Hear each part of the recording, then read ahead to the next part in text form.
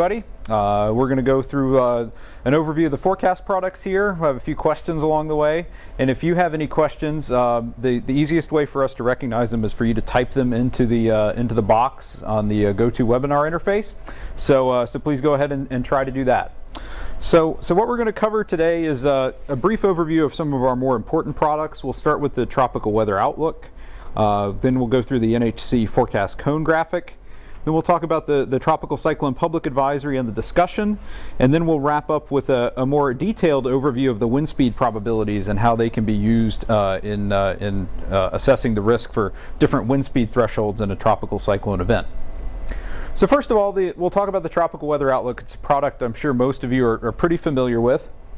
It does discuss the current status of systems that could develop into tropical cyclones and talks about their chances of genesis over the next 48 hours. So it's a really short-term focused product. It's issued 4 times a day at the synoptic times, 0, 6, 12, and 18Z. That corresponds to 2 and 8 a.m. and p.m. Eastern Daylight Time and 1 and 7 a.m. and p.m. Eastern Standard Time. What I've got here is an example of one of our outlooks from last August. You can basically see it talks about the active storms that we have, including for this example, we have Harvey here just east of Honduras. We also have 2 suspect areas or systems that could become tropical cyclones. The first one is this one out east of the islands. This actually is what became Irene. It had a high chance at this time, 60%, of becoming a tropical cyclone in the next 48 hours. You can see we generally talk about its current structure and organization, where it's located, what the conditions are in terms of favorability for development, the chances of development in the next 48 hours, and then we'll also put in impact statements for systems that will be affecting land regardless of whether or not they become a tropical cyclone. So for example here we're talking about locally heavy rains and gusty winds over the Leeward Islands. And then you can see we have a second system out here in the far eastern Atlantic that has a 40% chance of formation. So I talked just there about the text product. The graphic is again corresponding to the text product. It basically just shows the latest, the most recent geostationary satellite mosaic imagery at the time we issued the outlook. It indicates the current locations of the areas discussed in the outlook with the circles here, and then it again provides the categorical chance of development, either low, medium, or high, and the probability to the nearest 10%, again focused on the next 48 hours. And the active cyclones are shown in the graphical outlook with the cyclone symbol. Now, how have we done in our genesis forecasts? If you go back over the last 5 years, we started making these genesis forecasts in-house for a couple of seasons, and then we actually made the explicit probabilities public 2 or 3 years ago. So what you're looking at here is basically a reliability diagram. So up here on the y-axis we have the verifying percentage of the disturbances that actually developed, and on the x-axis we have our actual forecast probability. So in a perfect world, this thick blue line would be perfectly diagonal. So for example, if you forecast genesis to occur, if you gave a 60% chance of genesis, those systems on average would develop about 60% of the time. And you see that the blue line is actually quite diagonal. So our forecasts for genesis are actually very reliable throughout the whole probability range. The other thing you want to look for is that the actual frequency of genesis does increase as our genesis probabilities increase as well, and you can see that the line slopes upward very nicely. So we do have some ability to distinguish systems from that will develop from systems that don't. We do have a little bit of an under forecast bias up here at the higher probabilities. For example, you see when we forecast genesis, we have a bit of an over forecast bias when the text is wrong. An over forecast bias, for example, when we forecast a 70% chance of development, they form a little less than 60% of the time. So, but in general, our genesis forecasts are quite reliable and have been improving with time as we sort of gain experience in making these sorts of forecasts. Now let's talk about the forecast cone graphic, and I have a poll here that I want to ask you all. And we'll talk about what the cone graphic actually depicts. And we'll ask you to take a look at those options and go ahead and answer. So does the cone graphic depict the threat area for tropical storm force winds, the spread of the track model guidance, the probable track of the cyclone center, or the potential rainfall area? So still waiting for some of you to vote. We're up to 13%. let the rest of you chime in. I'll give you another few seconds. How do I show it? Do they see the? Can they see the poll? Oh, okay. And then how can I show them the answers? Okay, it's about half of you voted. We'll give you another 15 or 20 seconds and let everyone else sort of take a chance at answering the question of what the cone graphic depicts.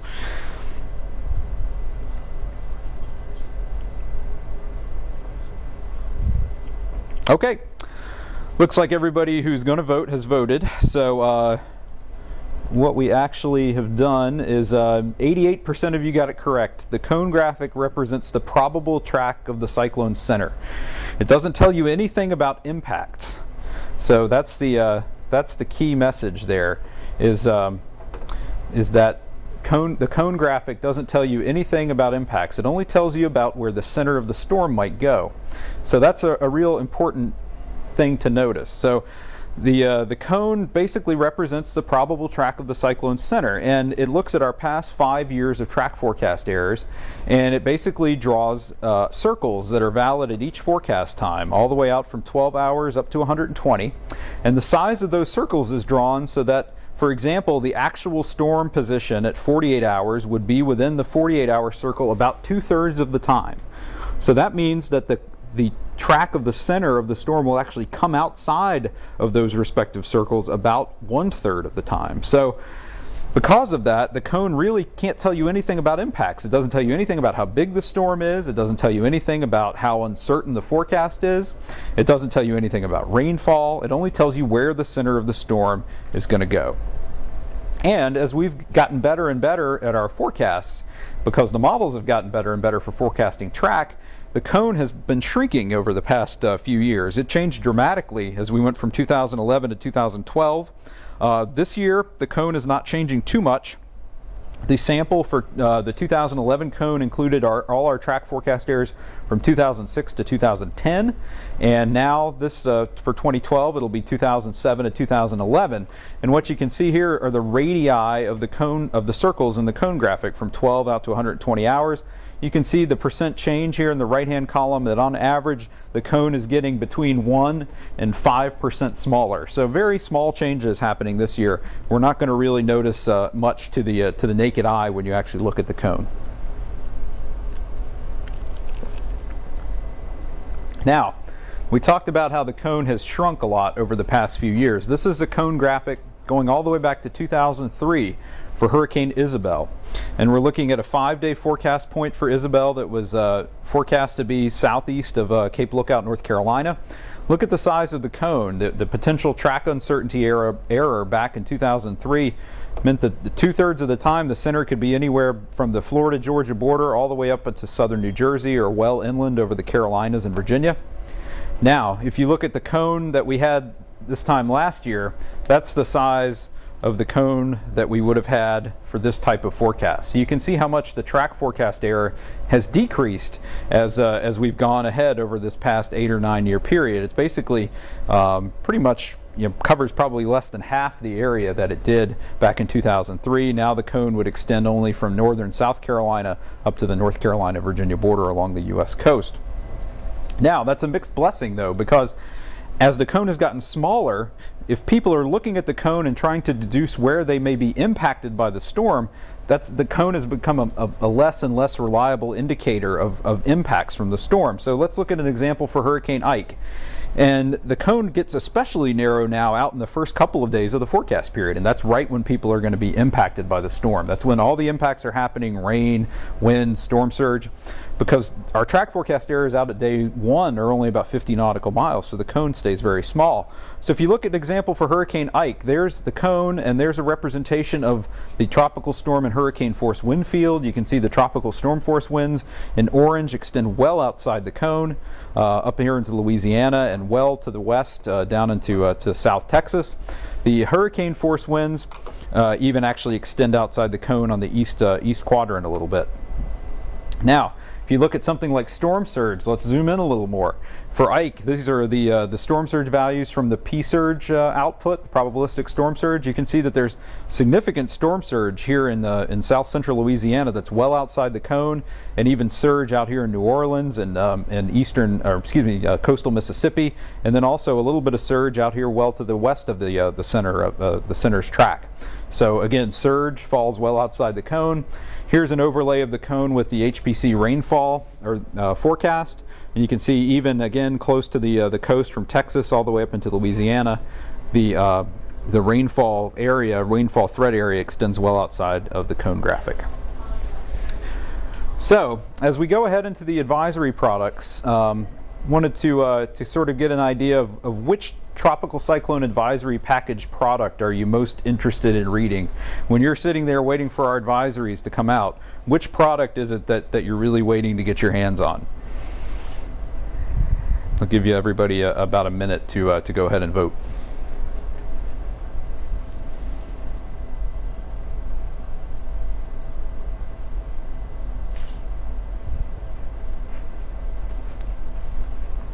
It's about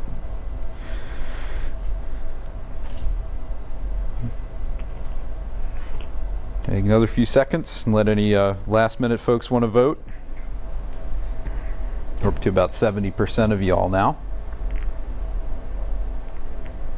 Okay, well, not surprisingly, 91% of you are most interested in the discussion. The other 9% are most interested in the public advisory, and that's sort of exactly what we expect. It's exactly what we hear from most of our other users, is that the discussion is the product that everybody's pretty much interested in because it contains a lot of valuable information that you don't find in any of the other products. I do want to talk a little bit about the public advisory first, though. It's undergone quite a few changes in the last few years. It's a plain language product that was very much designed for an era that's long past, where someone would rip it off and read it on the radio or on television to provide just basic information about the storm in sort of a bygone age where text was the only way to convey all this information. But what I really want to focus on here is the hazard information that's in the public advisory. That's really valuable. It's something that you don't really get in a lot of other products.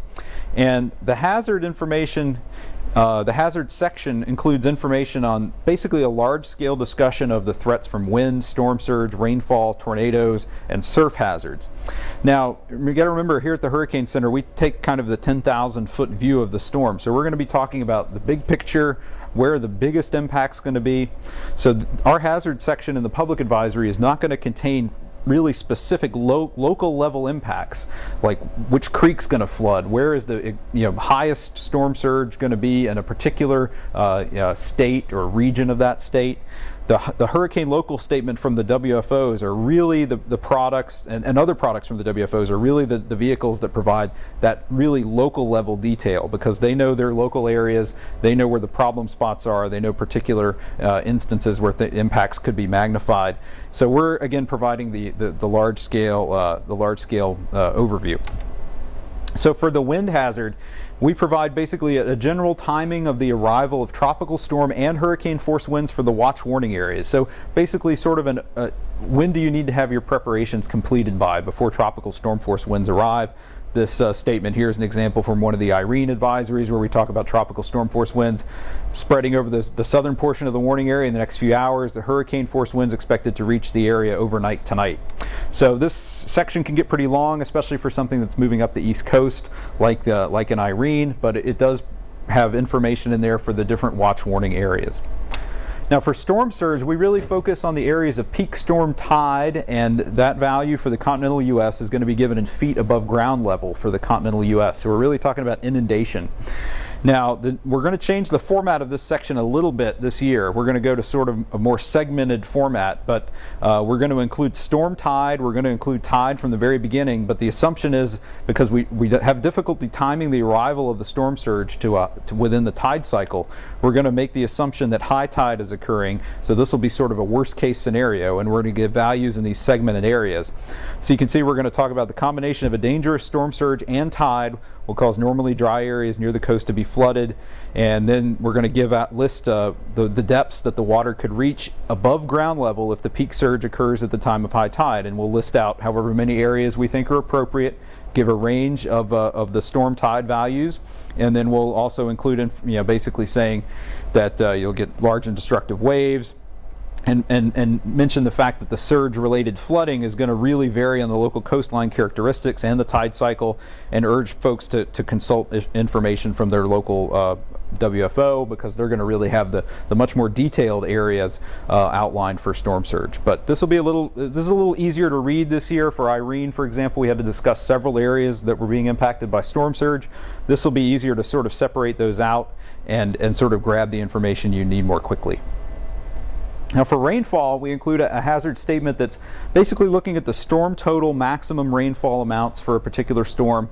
It's provided by the Hydrometeorological Prediction Center. They coordinate that statement with us here at NHC and with the affected WFOs, and it'll basically give a general total rain accumulation statement, and it'll provide some measure of the maximum amounts that could be expected. For example, this case from Lee up to 20 inches, and it'll provide some timing and coverage information. But again, this is kind of a big picture rainfall statement.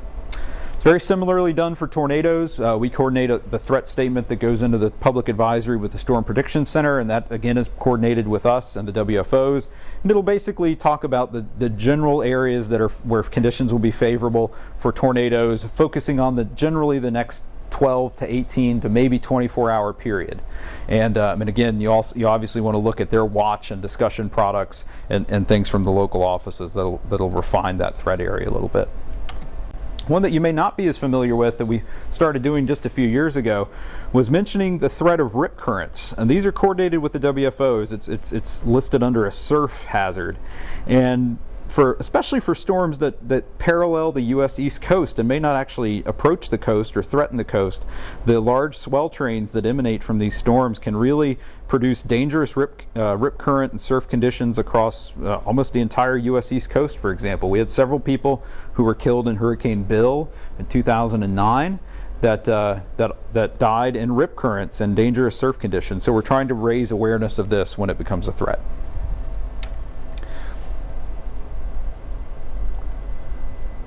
Okay, now let's move on to the tropical cyclone discussion product, and most of you are very familiar with this. Want to go over it a little bit and just talk about some of the types of information that are available. It's a free-form text product, and what it basically allows you to do is sort of get inside the forecaster's head and provide some reasoning behind the analysis of the storm and its current condition, the forecast of track and intensity, why we're issuing various watches and warnings.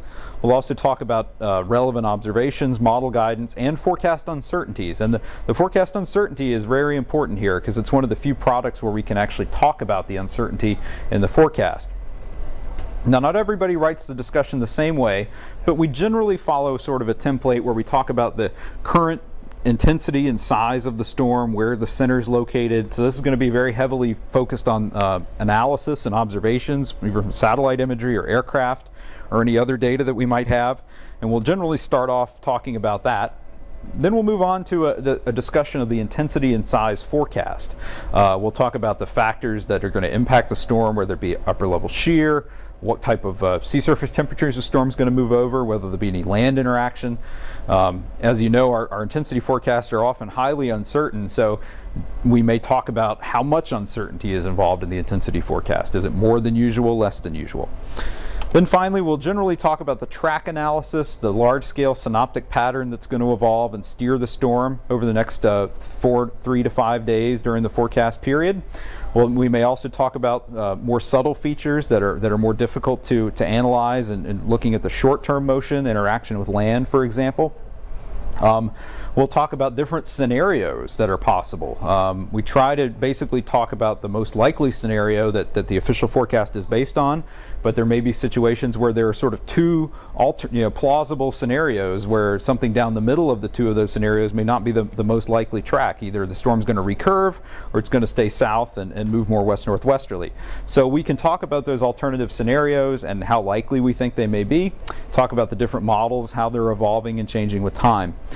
And then finally, we'll talk about other considerations. We may talk about how much uncertainty there is in the track forecast. We may urge users not to focus on the exact track forecast, especially out at days 4 and 5, because of how much error we typically have in those forecasts. And basically, we want to encourage people to not take our forecast too literally, especially out at those longer time ranges. Other things we may talk about in this section of the discussion are interesting facts about the storm. This is the earliest the hurricanes formed since, X years ago. It's the strongest storm at this time of year in this location in this many years. So there'll be all sorts of information in the discussion that could potentially be very useful for y'all in the media. Now, one thing Dan asked me to talk about was sort of this issue of advisory timeliness. And we certainly realize that everybody, all of our customers, especially you in the media, want to receive our advisory information as soon as you can. We generally don't issue the advisory anytime before 30 minutes before the advisory deadline. That's about the earliest we'll issue it. However, for the storms that everybody's most interested in, where there's going to be impacts for land, watches and warnings, aircraft data, coordinating watches and warnings and impact statements with everybody, unfortunately the whole process becomes much more complicated. And so because of that, the issuance times for our advisories are going to creep closer and closer to the deadline for those systems affecting land. We may, for example, be trying to figure out where we're going to put the watches and warnings. We may be waiting for the aircraft to give us one final fix of where the center is or how strong the storm is. So in those situations, things can change very quickly up to the last minute. But we just wanted you to understand that we know we try to get our products out as soon as we can, but a lot of times there are situations where that's not really too realistic to get it out much before the top of the hour. So now I'm going to go into the wind speed probability products. How many of you, this is another poll question here I'm going to take a look at. How many of you have shown the wind speed probability products on air or talked about them on your air at your TV station?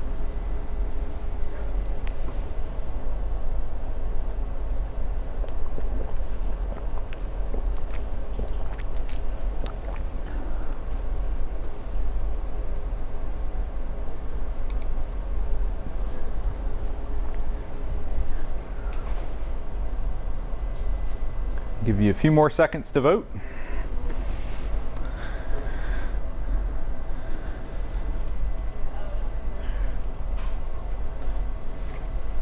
Okay, basically 83% of you responded that yes, you have shown these products on air, with 17% not.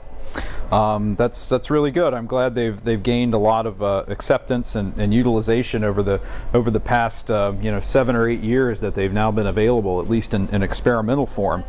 And we really try to steer people to these products to talk about impacts and forecast uncertainty because we have so much error in our official forecast. Even though our track forecast errors have really come down over the past 15 or 20 years, especially if we're talking about a 4 to 5 day forecast, the track forecast errors are still going to be 100 to 200 nautical miles on average. And we have users who are trying to make decisions based on the official track forecast at 4 and 5 days out. And so we really try to drive home the fact that these forecasts, you can't take the 5-day point literally as that storm is going to be there in 5 days exactly. And there's certainly uncertainty in the timing, and there's obviously the uncertainty in the intensity. If you look at our last 5 years of intensity forecast error, on average the intensity error ramps up very quickly to 10 to 15 knots by 48 hours, then levels off to about 15 to 20 knots by day 5. The track forecast error increases about 40 to 50 nautical miles a day as we go out in time. So now let's talk about the wind speed probability products in particular. They're really designed to help users deal with this forecast uncertainty. So these products depict the location-specific chances of tropical storm force winds, or 34 knots, 50-knot winds, 58 miles an hour, or 64-knot hurricane force winds over the next 5-day period. We have a text product that contains both the total chance through the entire forecast period and also the time when those winds are most likely to begin for a fixed set of locations, mainly big cities along the coast and some inland. And then we also have a graphical product that depicts the total chance over the next 5-day period over the entire domain. So you sort of get two flavors of the same product. Now we also have an intensity probability table. It talks about the intensity of the storm and how likely it is to be of a certain intensity at a certain time. It's not as reliable. It can't be used to estimate the intensity at landfall for various reasons that I'm not going to have time to get into today. We're trying to replace this graphic with something, or this product that's something that's more useful, that could actually give us some idea of the landfall intensity probabilities, for example, in a hurricane warning area. So stay tuned for that as we go through the next few years. We're hoping to make this product a little better. How are the wind speed probabilities products created? Well, basically what we do is we create 1,000 different alternate scenarios that are centered around the official forecast. This graphic shows the official NHC forecast in the thick line. The intensity is given by the color, with dark red being a major hurricane, orange being a category 1 or 2 hurricane, yellow being a tropical storm, and blue being a tropical depression. And what you're seeing are these 1,000 different scenarios that sort of spread out away from the official forecast. And these are created by sampling the actual track and intensity forecast errors that we've made over the last 5 years. There's basically a statistical technique that goes in and looks at the entire distribution of our track and intensity forecast errors and samples those. And so all of these tracks are basically realistic given the fact that we've made these types of forecast errors in the last 5 years. Now, for the size of the storms associated with all these individual realizations, we use a climatology and persistence wind radii model, because we really don't have much skill in forecasting tropical cyclone size, but it takes into account things like forward speed, latitude, time of the year, how strong the storm is. So basically, for these 1,000 scenarios, we pick a point, any point on the coast, let's say Cape Hatteras, North Carolina, and then we just count up how many of these 1,000 tracks bring 64 knot winds to Cape Hatteras. If it's 100 of them, then that would be a 10% chance of hurricane force winds occurring at Cape Hatteras. So that gets done on a grid, and then we pull the point locations off of that. This technique also accounts for inland wind decay. You'll notice that these lines, as they do move over land, some of these go west of the forecast track. You'll see that some of them start to weaken down to tropical storm or tropical depression strength in a realistic way. Now, there is some influence of track forecast uncertainty on the probability products and how they evolve. So I talked about how we sample our historical track forecast errors. Well, we sample them a little differently depending on how much spread or disagreement there is in the track model guidance. If the track models are in really good agreement and the track guidance spread is small, then we sample the track forecast errors that we typically make when the models are in good agreement. And by nature, those track forecast errors are smaller than average. So in a case like Gustav here, the wind speed probability swath will really tighten up around the official forecast track and decrease on the edges, because we have more confidence that the storm's center is going to track closer to our official forecast. Now, in other cases where the track model guidance is all over the place, there's very poor model agreement, large spread, the opposite happens. This technique samples from the errors that we make in track forecasting when the models are all over the place. And accordingly, those track forecast errors are much larger than average. So basically, in this case, like Faye in 2009, the probability swath will just sort of spread out away from the official forecast track. So you'll get a more broad distribution of the chances of getting, say, tropical storm or hurricane force winds, not necessarily right along the forecast track. They'll sort of spread out here, like in this case of Faye, they spread out both to the east and to the west. So why do small probabilities of extreme events matter? We run into this when we present these probabilities to users. We're talking about maybe a 10 or 12% chance of hurricane force winds. People say, oh, that's too small of a probability to actually take action on. But I want to show you some statistics that suggest that that's not really the case. If you go back and look at the U.S. Hurricane Watch warning areas that we've issued between 2000 and 2008, you'll see that when we actually issue a hurricane watch, it covers about 477 miles of coastline. Now, of that area of coastline, on average, 90 miles of it gets hurricane force winds. So your probability of hurricane force winds when you're actually under a hurricane watch at any one given location is about 20%. When we issue a hurricane warning, we're a little farther along in the forecast, closer to the impact time. The track forecast uncertainty on average is a little smaller, so we typically make the warning area about 400 miles on average, covers about 400 miles of coastline. The average area of that coastline that gets hurricane force winds when the warning's out is about 100 miles. So the probability of getting hurricane force winds at any given point when you're under a hurricane warning, it goes up a little bit, but it's still only about 25%. So the way we convey this message is that if you're under a hurricane warning, you have to put up shutters, take all the precautions that you need to take, maybe evacuate. About 1 time out of 4, you're actually going to get those hurricane impacts at your location. About 3 times out of 4, you're not. Now, there obviously is going to vary a lot from case to case, how big the storm is, how strong it is, if you have to evacuate for surge, and that can be different. But people have to realize that given the state of the science, the uncertainty in the track and intensity forecasting at this point, there are going to be lots of cases where people are going to have to take precautions where the absolute worst is not going to happen to them. So that's an important message to convey.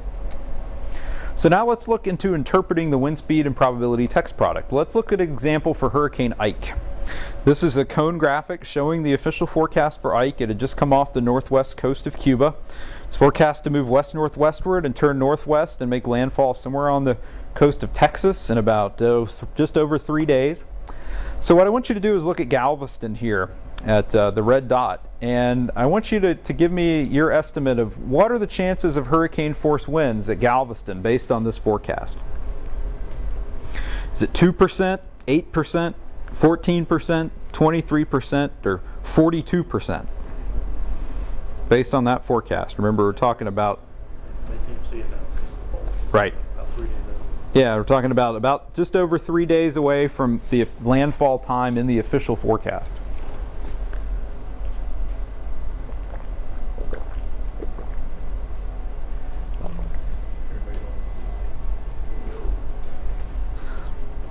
Wait for a few more of you to vote.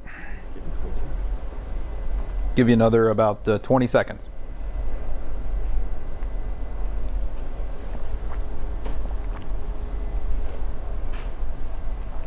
Half of you voted. We'll give it a few more seconds.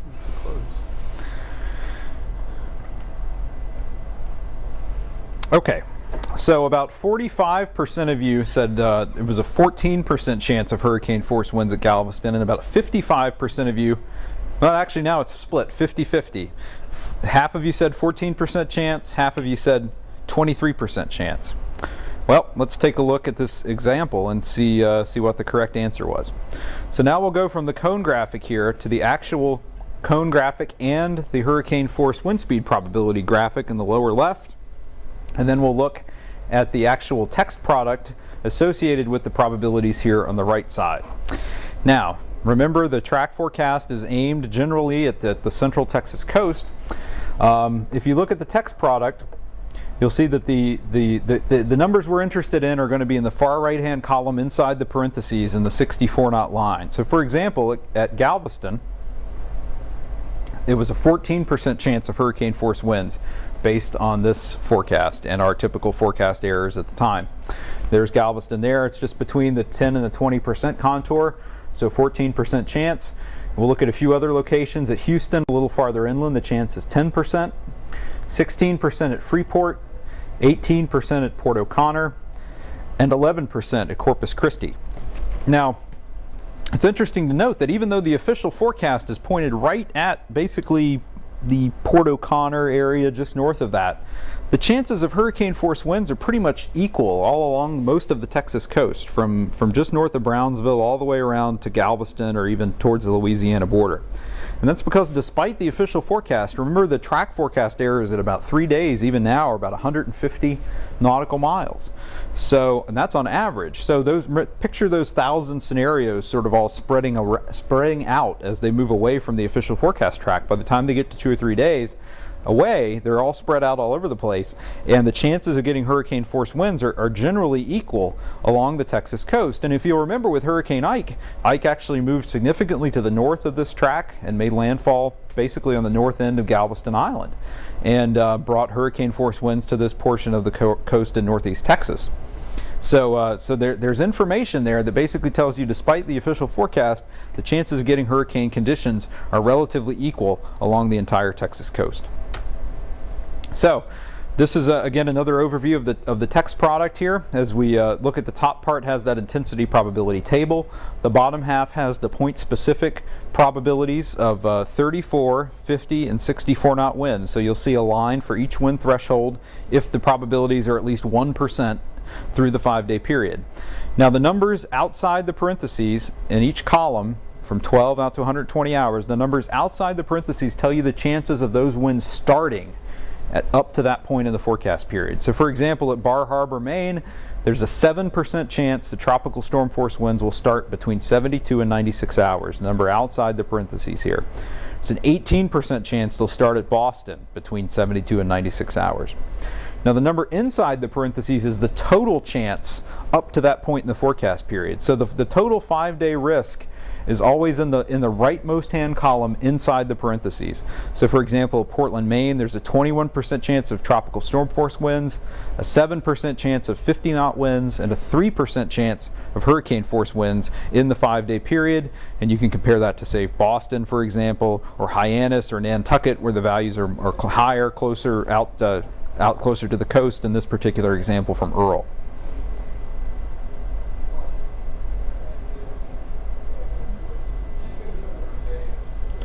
Okay. Now let's go through an example of the interpretation of the output.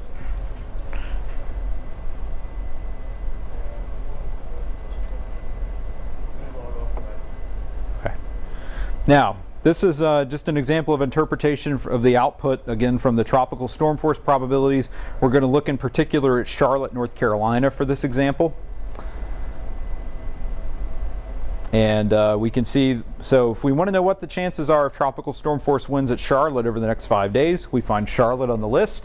Then we find the 34 knot line. We go all the way over to the rightmost hand column inside the parentheses, and we see that the chances of tropical storm force winds in Charlotte in the next 5 days is 42%. Okay, the number inside the parentheses. Now, when are these winds most likely to start? Now remember, we're looking at the numbers outside the parentheses. You want to look at the highest chance, the highest number outside the parentheses at any individual time period. And you'll see that the winds are most likely to start between 48 and 72 hours. There's an 18% chance that they'll start at Charlotte in that time period.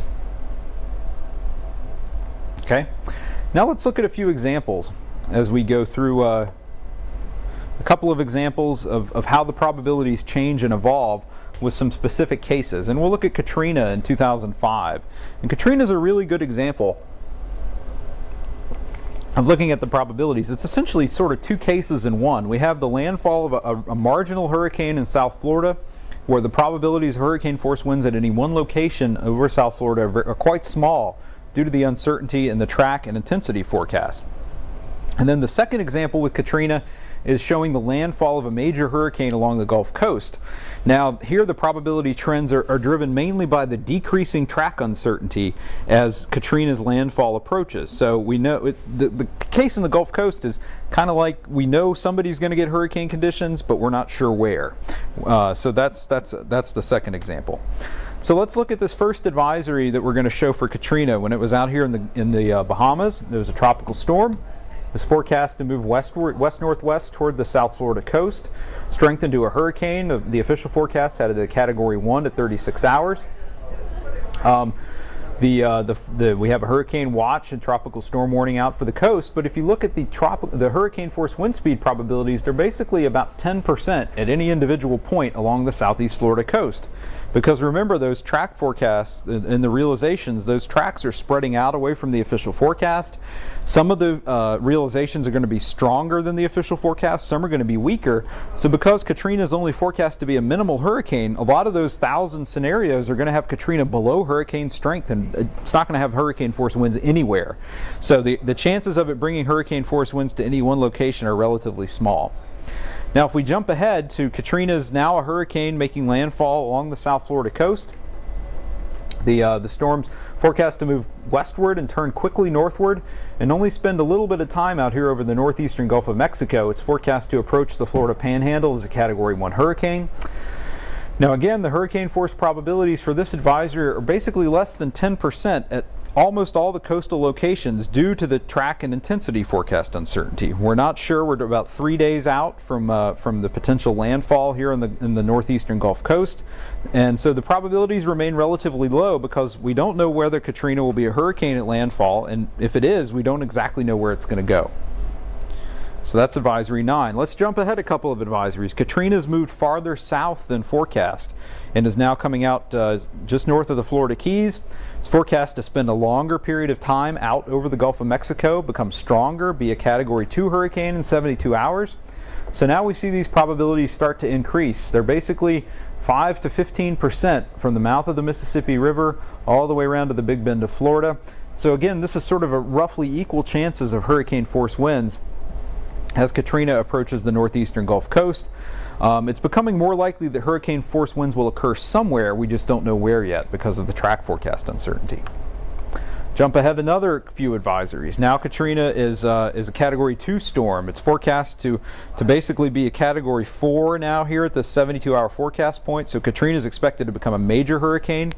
So the probabilities of getting hurricane force winds at some location are increasing, and the track forecast uncertainty is now dominating the probability trends because we're still about 72 hours away from landfall. You can see that these probabilities have increased up to above 20% around the mouth of the Mississippi River, the Chandeleur Islands, near Lake, say, Gulf Shores, Alabama, for example. But now as we move forward ahead in time, now we're about a day farther along. Katrina's landfall is expected in about 48 hours. So now those probabilities have really increased along the central Gulf Coast and southeastern Louisiana, mouth of the Mississippi River.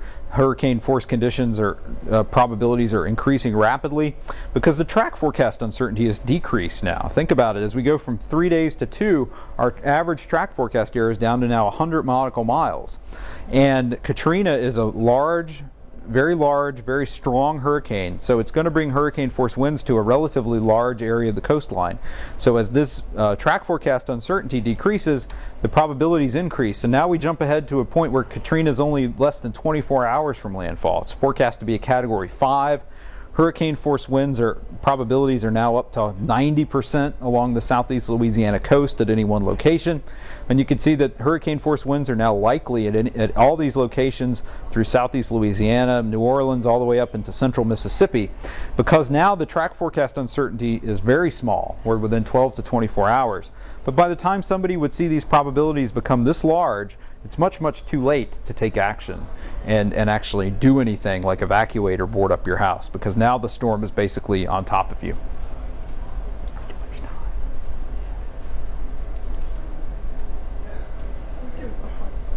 Okay, there is information also not only about the total risk, but about the timing of when the winds are expected to begin that are in these probability products. And this is something you can't really get in the official forecast.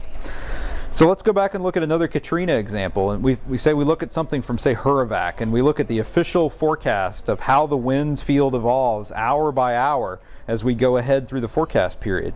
This is a Katrina advisory number 16. The storm's out here west of the Florida Keys. Forecast to turn north and approach the coast of Louisiana in 48 to about 60 hours. And if we look at the deterministic wind field, we would see we're interested in when are the tropical storm force winds going to begin at New Orleans and Gulfport. And if you look at the official forecast, they would begin at 8Z on Monday morning in New Orleans and 11Z Monday morning in Gulfport. That's in the pre-dawn hours.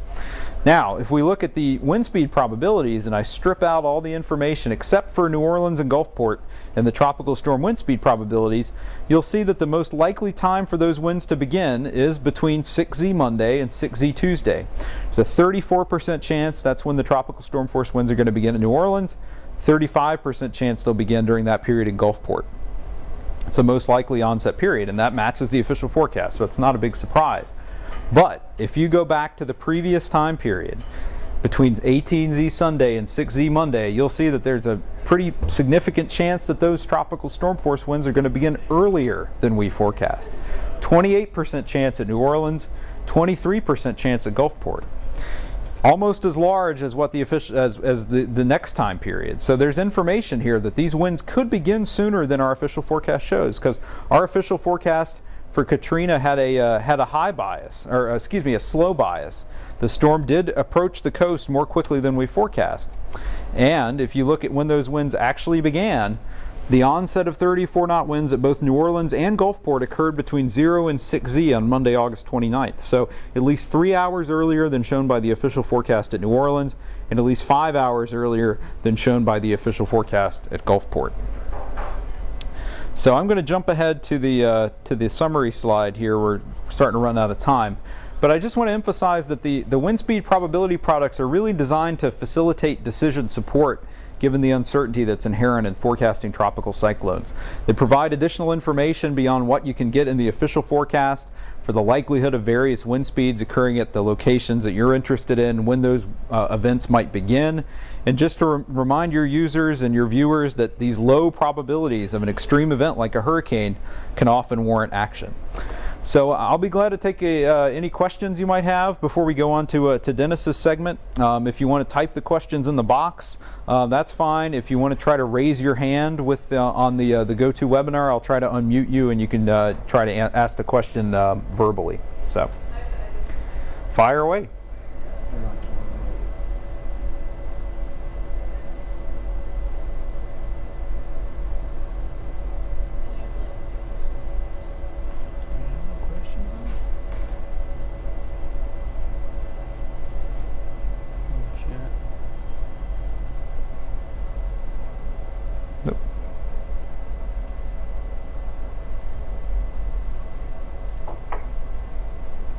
Anybody have a question?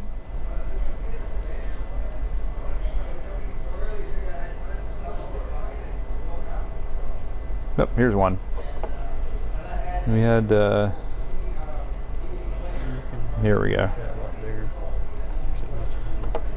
So Tim Heller asked if there was any chance that major hurricane wind speed probabilities would be added in the future, and that Katrina basically demonstrates a need for even more detailed wind probabilities. And that's a good question. It's something we've thought about. Part of the problem is we don't really have a good analysis of what the hurricane force winds cover in the initial time. We don't have really a good model that predicts the evolution of the hurricane force wind field. But that's something that we could get out of the probability products. I think it's something that we may look at in the near future as we go forward. So that's something we are thinking about. I see Greg Fischel's got a question, and I see he's typing now, so I'll wait for him to finish.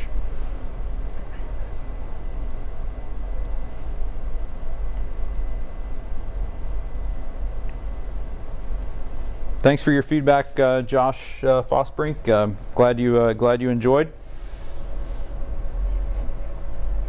Greg's question is, to the general public, I'm afraid that the wind speed probability graphic doesn't look much different than the cone. There's still a nose that implies a most likely forecast track, and when you just look at the numbers at the coast, they may tell a different story. Yeah, that's true. I mean, it would make sense that the probabilities are going to be highest along the forecast track, but the thing that you can remember about the cone is the cone doesn't know whether the storm's a tropical storm or a hurricane, so the cone's going to look the same no matter, there could be no threat of hurricane force winds, for example, and the cone's going to look the same.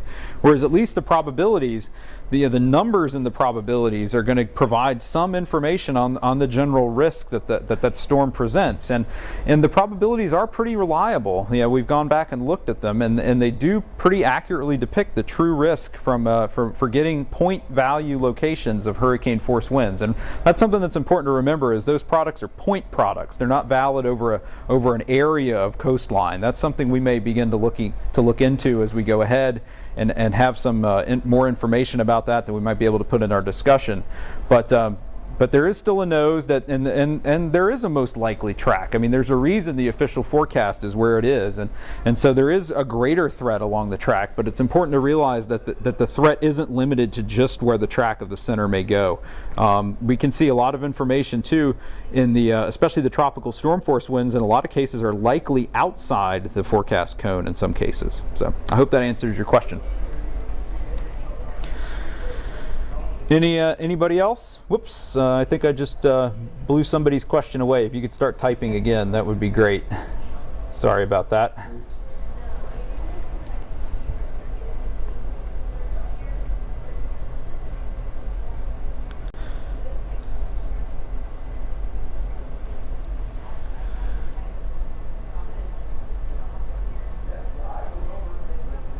Anybody else have anything? If not, I'll go ahead and turn things over to Dennis, and then I'll be around as well towards the end if anybody wants to ask any other questions as we go through Dennis's section.